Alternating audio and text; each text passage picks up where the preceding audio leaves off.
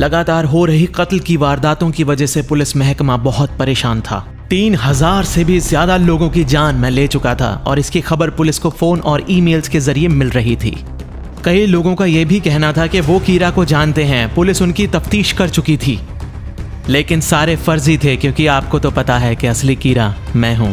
कुछ ना समझ लोग अटेंशन पाने के लिए खुद को कीरा भी बता रहे थे और वो भी आप जानते हैं कि गलत है।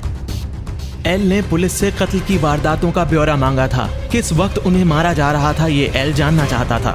पुलिस ने एल को जानकारी दी कि वीकडेज में दोपहर 4 बजे से रात के 2 बजे तक ये सारी वारदातों को अंजाम दिया जा रहा था। पुलिस ने यह भी बताया कि ज्यादातर लोग, करीब 70% लोग रात के 8 बजे से देर रात 12 बजे तक अपनी जान गंवाते हैं।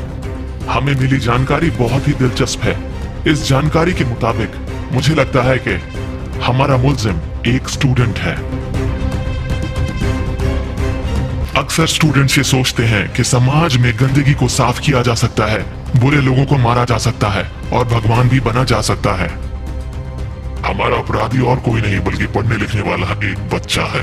पुलिस के आकलन में यह भी निकल के आता है कि समाज में हो रही वारदातें जैसे कि चोरी, डकैती, लूटपाट जैसी घटनाओं में बहुत कमी आ चुकी है और कहीं ना कहीं जितने अपराधी हैं वो कीरा से डर के कहीं छिप कर बैठे हैं।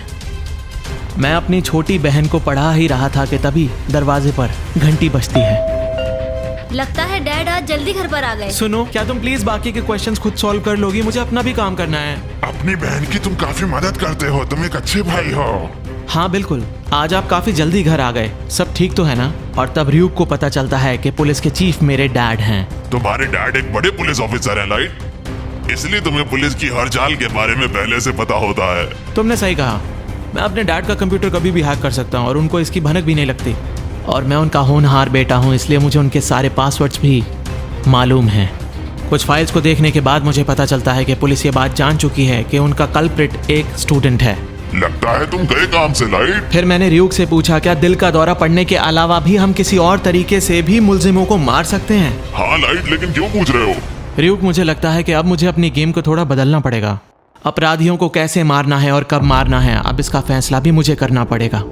और उसके बाद अपराधियों को मारने के अपने इस काम में मैं लग गया। एक ही दिन में मैंने 23 अपराधियों को मौत के घाट उतार दिया और इस बात से पुलिस में हड़कंप मच गया। हर घंटे मैंने एक अपराधी की जान ली। अब पुलिस को ऐसा महसूस होने लगा था कि शायद कीरा कोई स्टूडेंट नहीं है। और तभी एल एक बार फिर से पुलिस से बात करता है। कीरा कोई संदेश देना चाहता है। कीरा शायद पुलिस को और हम सबको ये बताना चाहता है कि वो मौत की वजह और मौत का वक्त डिसाइड कर सकता है और उसे कोई रोक भी नहीं सकता। एल के मन में एक बात खटक रही थी। वो ये सोच रहा था कि एक दिन पहले ही पुलिस में ये डिस्कस हुआ था कि शायद वो कातिल एक स्टूडेंट है। एक दिन बाद ही ऐसा क्या हुआ कि कातिल ने कत्ल करने के वक्त बदल दिए? क्या ये महज एक इत्तेफाक था? ये बात कहीं ना कहीं एल को खाए जा रही थी। पता है र्यूक, मुझे लगता है कि बहुत जल्द एल ये बात जान लेगा कि पुलिस डिपार्टमेंट में ही कोई ऐसा शख्स है जिसके जरिए बाहर कीरा तक ये इंफॉर्मेशन लीक हो रही है। आखिर तुम करना क्या चाहते हो? मैं चाहता हूँ कि पुलिस एल को ढूंढे। लेकिन पुलिस ऐसा क्यों करेगी, लाइट? पुलिस को एल पर भरोसा नहीं है र्यूक, और मैं इसी बात का फायदा उठाऊंगा। पता है र्यूक, एल को मुझे नहीं ढूंढना पड़ेगा, उसे ढूंढेगी पुलिस और उसे ठिकाने मैं लगाऊंगा। पुलिस डिपार्टमेंट में बहुत सारे ऑफिसर्स इस्तीफा दे रहे थे।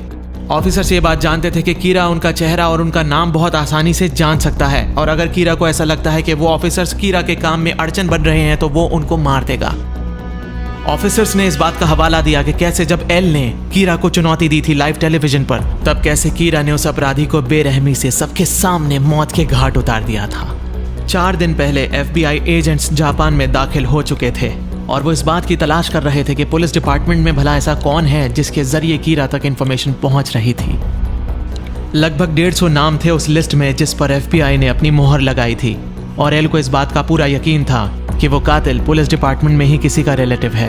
र्यूक मुझे कुछ ऐसा बताता है जिसे सुनने के बाद मेरे पैरों के नीचे से जमीन निकल जाती है। काफी देर से तुम्हारा कोई पीछा कर रहा है, लाइट।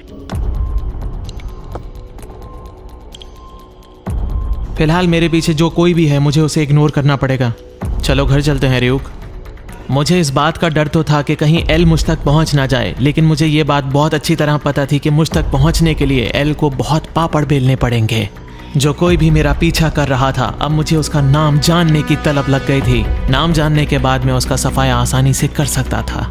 इसलिए मुझे उसका नाम किसी भी कीमत पर जानना था। फिर र्यूक मुझे बताता है कि शिनिगामी के पास ऐसी ताकत होती है जिससे वो किसी का भी चेहरा देखकर उसका नाम बता सकता है।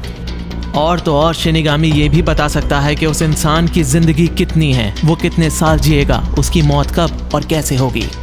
मैं जितने भी अपराधियों को मार रहा था उनकी जिंदगियों के बचे हुए साल र्यूक की जिंदगी में बढ़ रहे थे। और उसके बाद र्यूक मुझे कुछ बहुत ही खास बात बताता है जिससे मेरे होश फाख्ता हो जाते हैं। पता है लाइट, जो भी इंसान डेथ नोट को उठाता है उसकी आंखें भी शिनिगामी की तरह हो सकती हैं। लेकिन उसके बदले में तुम्हें मुझे भी कुछ देना होगा लाइट। मुझे क्या देना होगा? तुम्हारी बाकी बची हुई आधी जिंदगी मेरे नाम हो जाएगी। तुम्हारे नाम हो जाएगी? हाँ लाइट, जैसे मान लो अगर तुम्हारे 50 साल बचे हैं तो उसमें से 25 साल मेरे हो जाएंगे। शिनिगामी की आंखें उस इंसान का चेहरा देखकर ही उसका नाम तुम्हें बता देंगी, लेकिन तुम्हारी बची हुई आधी जिंदगी मेरी हो जाएगी। मैं तुम्हारी बात समझ गया कि उन आंखों की मदद से मैं किसी का भी चेहरा देखकर नाम जान सकता हूँ। इस तरह किसी को भी जान से मारना मेरे लिए बहुत आसान हो जाएगा। सही कहा। तो क्या तुम तैयार हो?